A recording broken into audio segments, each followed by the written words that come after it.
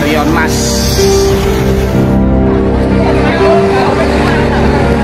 Kita teras, kita masuk teras, langkah teras Rapopo. Mana sih Bang? Kondisi terkini untuk Arion 6 dan 5.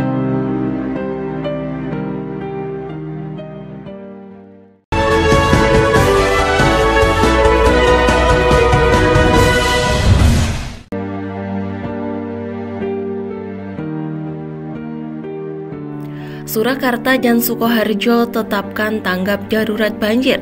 Kota Surakarta dan Kabupaten Sukoharjo menetapkan status tanggap darurat bencana banjir selama 2 pekan ke depan. Kebijakan itu sebagai bentuk kewaspadaan jika sewaktu-waktu terjadi luapan sungai lagi. Kota Surakarta dan Kabupaten Sukoharjo menetapkan status tanggap darurat bencana banjir selama 2 pekan ke depan. Ini dilakukan meski sejumlah titik banjir sudah mulai surut dan sebagian warga juga pulang ke rumah. Penetapan status tanggap darurat diambil sebagai bentuk kewaspadaan jika sewaktu-waktu terjadi luapan air mengingat ancaman cuaca ekstrim masih ada.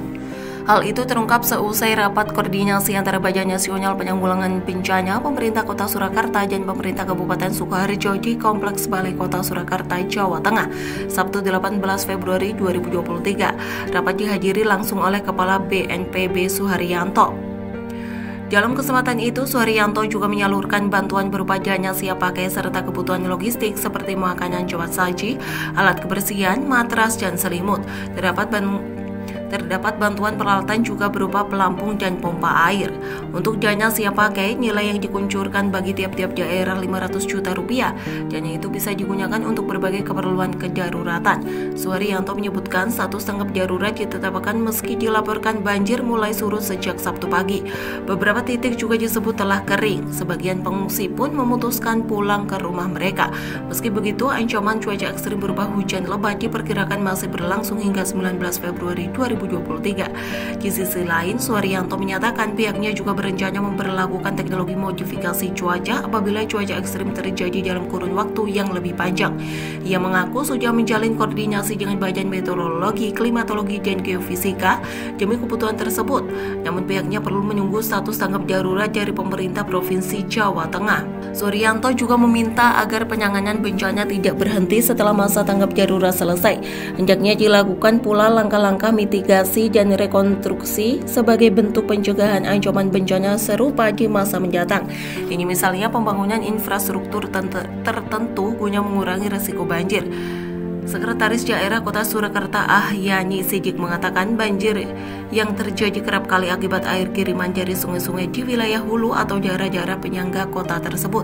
Salah satu penyebab banjir diduga akibat kurang optimalnya pompa pembuangan air di sekitar pintu air. Operasionalisasi pompa air bakal dievaluasi lagi.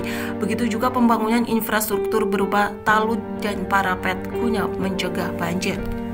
Ahyani menambahkan kesiapsiagaan terhadap bencana selalu terjaga. Pasalnya, sejumlah kelurahan sudah memiliki tim siaga bencana berbasis masyarakat.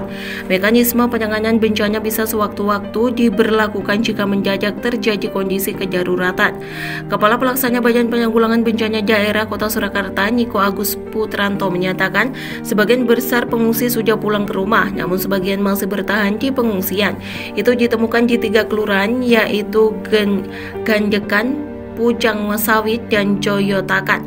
Hingga Sabtu sore, jumlah pengungsi terhitung sekitar 140 orang di Gandekan, sekitar 200 orang di Joyotakan, dan sekitar 400 orang di Pujang Sawit.